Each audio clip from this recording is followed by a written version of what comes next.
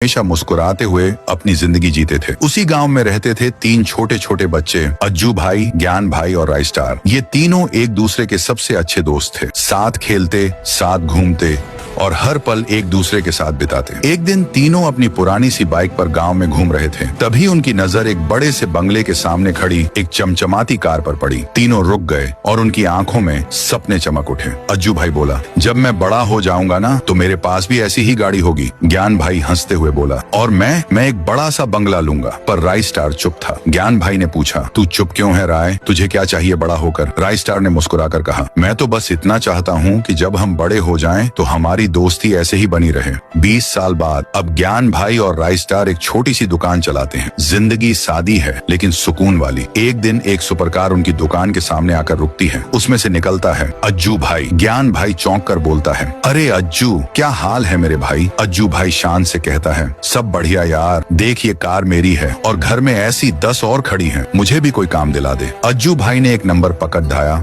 और बोला, रात में कॉल करना। राय स्टार कुछ नहीं बोला। जब अज्जू चला गया तो ज्ञान भाई गुस्से में बोला, मैं कल से इस दुकान पर नहीं आऊंगा, इससे हम कभी अमीर नहीं बनेंगे। राय स्टार शांत होकर बोला, तेरी मर्जी भाई, लेकिन याद रख, शॉर्टकट का नतीजा हमेशा महंगा पड़ता है। 2 हफ्ते बाद राय स्टार देखता है कि अज्जू भाई और ज्ञान भाई एक लैम्बोर्गिनी में उसकी दुकान के सामने से गुजरते हैं, पर उसे नजरअंदाज कर देते हैं। फिर भी राय स्टार मुस्कुराता है। चलो, ज्ञान का सपना तो पूरा हुआ। एक दिन राय स्टार किसी काम से बैंक जाता है। वहाँ पहुँचता है तो देखता है चारों तरफ लाशें पड़ी हैं। वह चुपके से अंदर जाता है और देखता है अज्जू भाई और ज्ञान भाई बैंक लूट रहे होते हैं। राय स्टार दौड़ता हुआ उनके पास पहुँचता है। ये तुम क्या कर रहे हो? ज्ञान भाई गुस्से में चिल्लाता है, तू बीच से हट जा रहा है वरना तुझे भी मारना पड़ेगा। राय स्टार मना करता है और तभी अज्जू और ज्ञान दोनों उस पर गोली चला देते हैं। राय स्टार बेहोश हो जाता है। जब उसे होश आता है, डॉक्टर कहते हैं, किस्मत अच्छी थी, गोली दिल को नहीं लगी। थोड़ी देर बाद अज्जू भाई भागता हुआ आता है। राय भाई, वाइट 444 के गुंडों ने ज्ञान को पकड़ लिया है। बैंक लूट के बाद वो हमें घेर के पैसा छीन लिए। मैं तो भाग गया पर ज्ञान पकड़ा गया।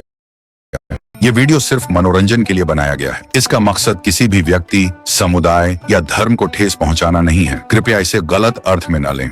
एक गांव था, जितना खूबसूरत था उतना ही शांत। वहाँ रहते थे 2 दोस्त, राय स्टार और ज्ञान भाई। दोनों अनाथ थे लेकिन एक दूसरे के लिए जान देने को तैयार। साथ में एक छोटा सा जिम चलाते थे। गांव के लड़के वहां आके ट्रेनिंग लेते थे। और दूसरी तरफ एक और गांव में रहता था फाइट 444। उसके पास अपनी सेना थी। दुनिया के महंगे महंगे हथियार थे। उनमें सबसे महंगा था फाइटर जेट।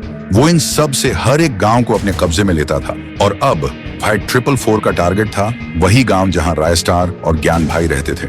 एक दिन फाइट 444 ने अपनी सेना के साथ उस गांव पर हमला कर दिया। आसमान से मिसाइलें, जमीन पर गोलियां, हर तरफ सिर्फ धुआं और आग थी। गांव का हर इंसान घुटनों के बल बैठकर गांव के लिए भीख मांग रहा था। ज्ञान भाई भी वहां था। राय स्टार किसी काम से बाहर गया हुआ था। फाइट 444 चिल्लाकर बोला, आज से ये गांव और इस गांव का सब कुछ मेरा है। तभी ज्ञान भाई गुस्से से बोला, ये गांव हमारा था, हमारा है और हमारा ही रहेगा। उसी वक्त उसको 2 बंदूक मिलती हैं और वो दोनों हाथों से बंदूक चलाने लगता है और फिर फाइट 444 के 2 आदमी को मार देता है। फाइट 444 कुछ नहीं बोलता, चुपचाप वहां से चला जाता है। गांव के लोग खुशी से उछलने लगते हैं। लेकिन उसी रात ज्ञान भाई राय स्टार को लेने जा रहा होता है। रास्ते में फाइट 444 का आदमी उसका रास्ता रोक देता है। ज्ञान भाई चौंकता है, बाइक का ब्रेक लगाता है। तभी पीछे से एक और आदमी आता है और ज्ञान भाई के सिर पर वार करता है। ज्ञान भाई वहीं गिर जाता है। अगली सुबह गांव में हलचल मच जाती है। गांव के बीच एक पेड़ से ज्ञान भाई की लाश लटकी मिलती है और उसकी छाती पे लिखा होता है, अब गाँव मेरा है। जब राय स्टार को खबर मिलती है, वो भागते हुए आता है और ज्ञान और राय स्टार 2 बहुत अच्छे दोस्त थे। दोनों हमेशा साथ रहते थे, साथ खेलते, साथ हंसते और हर सुख दुख में एक दूसरे के साथ होते। उन दोस्ती पे गांव में मशहूर थी। लोग कहते थे कि इनकी दोस्ती को कोई नहीं तोड़ सकता। लेकिन एक दिन ऐसा कुछ हुआ जिससे उनकी दोस्ती हिलकर रह गई। शहर से एक नए सेठ की बेटी गांव आई जिसका नाम पायल था। किस्मत देखिए, उसका घर ज्ञान के घर के ठीक सामने था। धीरे धीरे पायल और ज्ञान की दोस्ती हो गई।